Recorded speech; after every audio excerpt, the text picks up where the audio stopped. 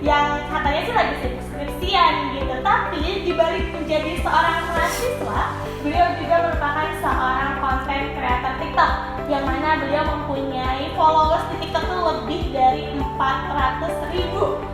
Dan gue sih yakin pasti kalian tahu dan pasti video narasumber kita hari ini tuh udah pernah lewat di FYP kalian.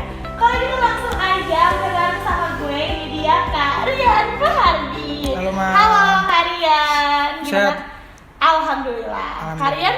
Gue juga sehat sampai sekarang masih bisa Masih datang. aman. Tadi pas jalan OTW nggak dibentin tukang bakso kan takutnya gitu kan kayak bang berhenti. Nggak ada sih, soalnya kayak tukang baksonya oposisi deh. Oke, oposisi. Oke.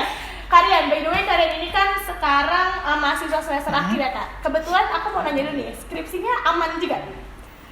Aman. Tapi kalau alhamdulillah. lu bahas skripsi mending gue cabut. Oke. Ternyata Karian kalau bahas skripsi agak kena mental sepertinya Iya, ya Besti. agak sensitif soalnya. Oke, kalau gitu kita lebih membahas ke sosok Karian sebagai content creator. Asik. Oke. Gimana? Bener kan content creator? Bener sih. Oke, kalau aku lihat-lihat nih ya Kak, di TikTok Kakak itu isinya Kakak itu speak up, berpendapat gitu. Kayak rame banget nih di video Kakak, salah satu video Kakak yang membahas mengenai bagaimana kondisi Indonesia tanpa Ibu Megawati. Video itu tembus viewersnya sampai 9 juta lebih, luar biasa. Dan kalau aku boleh tahu ya Kak, itu kan bisa dibilang merupakan suatu pembahasan yang mungkin gak semua orang berani speak up mengenai hal itu, tapi justru Karian ini menjadi satu dari sedikit orang yang berani untuk membicarakan hal tersebut. Dari Karian sendiri, apa sih yang membuat kakak berani untuk speak up mengenai hal itu Kak? Oke, yang pertama dulu mungkin di sini kita tahu bahwa apa yang disampaikan Bu Mega itu sebenarnya gue berusaha meresponnya, karena gue melihat apa yang disampaikan Bu Mega melalui pidatonya pada saat itu adalah sebuah kekhawatiran. Kekhawatiran yang berlandaskan kepada gimana nih kalau misalnya Bu Mega sudah tidak ada. Gua respon lah. Sebagai jawaban. Sebagai gitu jawaban. Ya. Jadi sebenarnya Bu Mega nggak usah khawatir. Justru Bu Mega membangun sebuah yang namanya optimistis lah. Dalam artian jika narasinya itu memang diperuntukkan untuk sebuah bentuk apa ya namanya, kekhawatiran dengan Indonesia lah mungkin ya. Bu Mega bisa ngelihat bahwa anak muda hari ini juga masih ada kok, dia bisa jadi pelanjut tonggak estafet yang akan datang. Jadi harusnya Bu Mega bilang kita gak usah khawatir karena kita masih ada anak muda yang akan jadi pengganti kita di era yang masa yang akan datang. Tapi kan enggak. Iya, justru dia malah mengkhawatirkan tanpa ada sosok dirinya. Ya, gitu. Ya udah, gua respon lah dengan beberapa kebijakan-kebijakan beliau yang agak kontroversi mungkin, yang memang itu agak pro dan kontra terhadap pas ia menjabat jadi presiden. Tapi terlepas daripada itu adalah fakta, dan tentunya gue cuma nggak ngelihat dari satu sisi aja, karena gue juga ngapresiasi soal pada saat itu dibentuk dan lahir yang namanya KPK yang saat ini kita bilang ya sangat berjasa lah dalam tugasnya. Tapi dalam beberapa tahun terakhir ini ya kita bisa lihat praktiknya itu semakin dilemahkan. Terus menjawab soal kenapa berani ngebahas ini? Yang pertama, karena itulah anak muda. Jadi kita punya privilege yang orang lain itu nggak punya, Man. Jadi kayak yang nggak semua orang, benar kata lu tadi, nggak semua orang bisa speak up, berani soal ini, karena anak muda itu bebas terhadap yang namanya kepentingan. Kapan yang ada namanya kepentingan, orang tidak akan leluasa. Anggaplah lu udah terikat ke organisasi lu misalnya, ya otomatis ketika ada bersinggungan dengan mengangkat organisasi lu, ya lu pasti ngelihatnya mungkin dari sisi-sisi yang mendukung misalnya. Nah kepentingan itu tadi, kayak misalnya lu kerja di PNS mungkin ya lu nggak bakal singgung tentang itu, atau mungkin masuk ke partai politik ya lu nggak bakal singgung tentang hal-hal yang negatif daripada itu. Tapi anak muda dia punya kemampuan untuk berbicara sesuai dengan apa yang ada di pikirannya, kemudian disampaikan, dan itulah salah satu fungsinya jadi anak muda sih sebenarnya.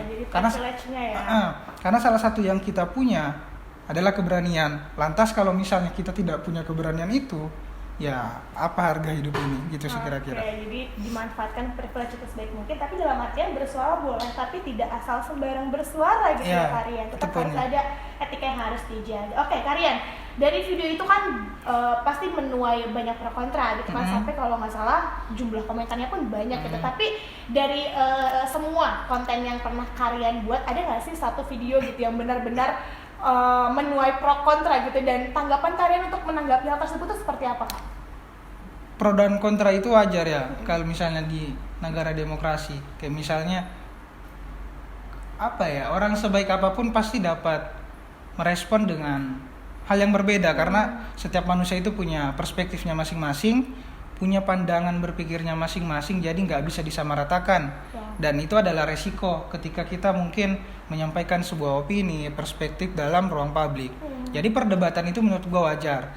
Justru gue menanggapinya ketika ada komentar yang baik, ya itu bagus.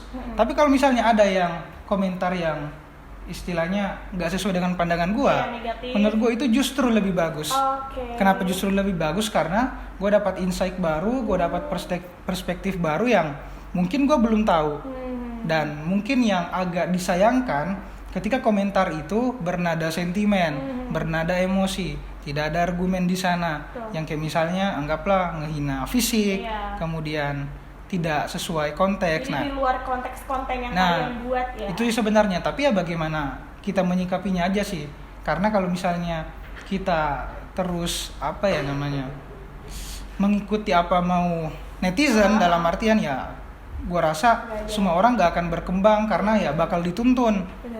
Karena gua kayak keingat cerita, kayak misalnya ada sebuah cerita, itu ceritanya Nasruddin Hoja. Jadi Nasruddin Hoja ini bersama anaknya itu pergi ke gurun, melintasi gurun. Kemudian dia menaiki sebuah keledai. Terus yang naik ke keledai itu yang pertama itu anaknya, terus bapaknya yang jalan. Terus adalah komentar dari orang-orang. Dia bilang, kok durhaka banget ini anaknya, padahal bapaknya udah kelihatan tua. Nah, mendengar hal itu langsung direspon lah Nasruddin sama anaknya, langsung gantian. Terus yang naik di kudanya, di keledainya itu si bapaknya, terus sekarang anaknya yang jalan. Tapi masih dikomentar sama orang-orang, itu durhaka banget sih anaknya. Kayak nggak ngelihat misalnya si bapaknya yang naik ya. Jadi dia ngelihat kok bapaknya ini tidak kasihan sama anaknya yang jalan. Kemudian si Nasruddin ini ngomentarin lagi. Kemudian dia naik berdua ke kuda itu. Ya tetap aja ada lagi yang komentar. Gak ada habisnya ya, Kak ya? Kok misalnya dua orang ini tega-teganya naik di keledai yang sekecil itu, seringki itu.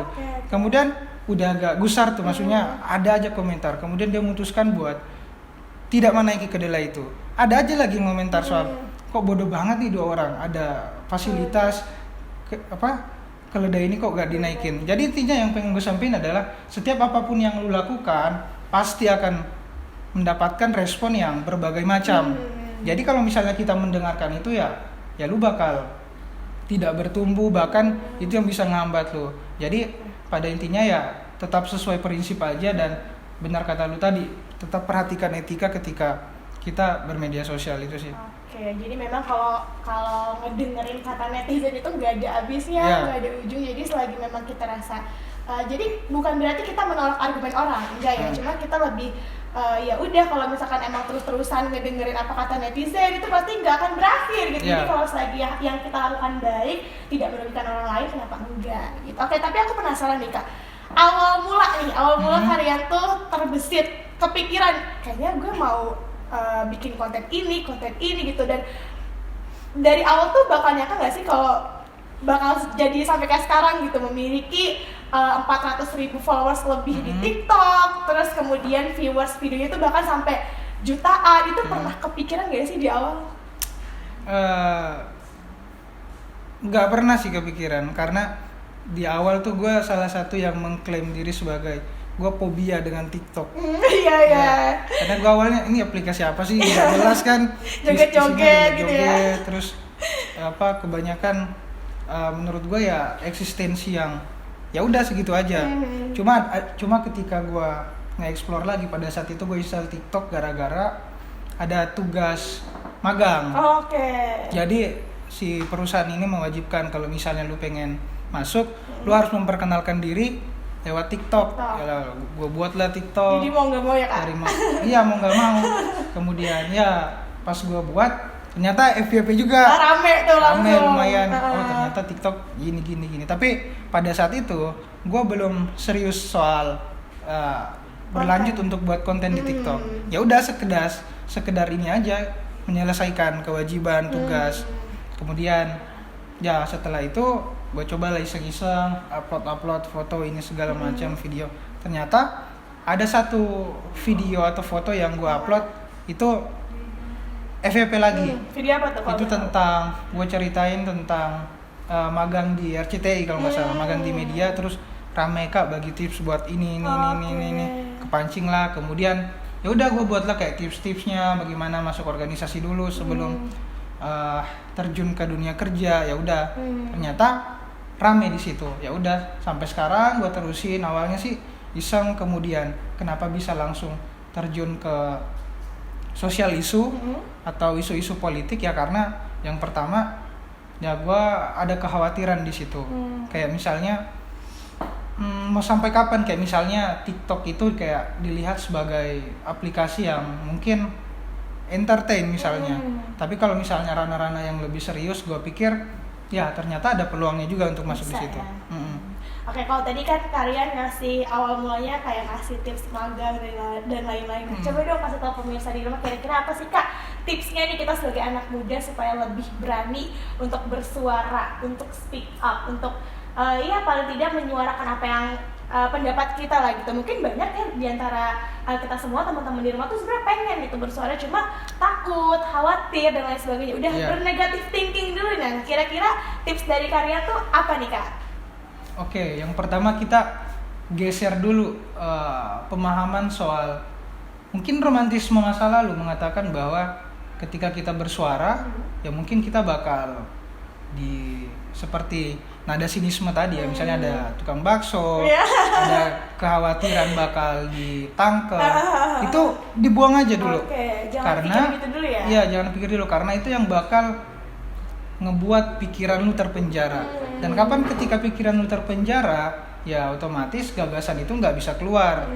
Karena gagasan itu menurut gue ya salah satu senjata yang paling powerful yang dimiliki oleh anak muda. Jadi sayang ketika cuma dipendam di otak. Benar.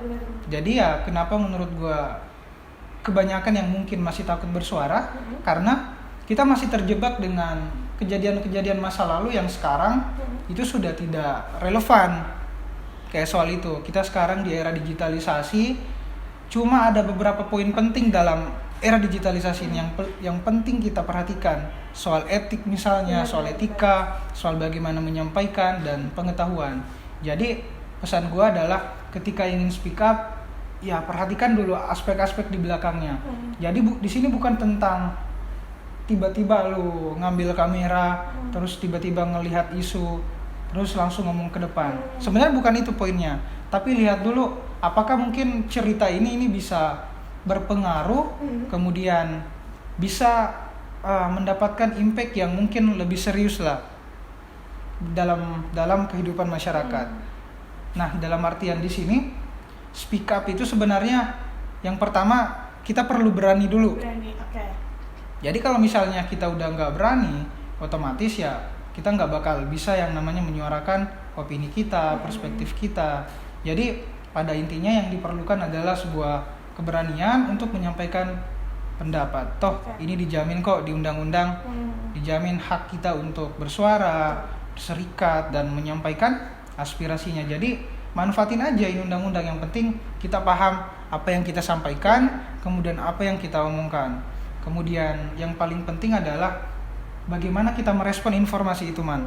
Karena sekarang kita kejebak di salah satu yang gua rasa era di mana kita sekarang bukan kekurangan informasi, tapi malah kelebihan informasi.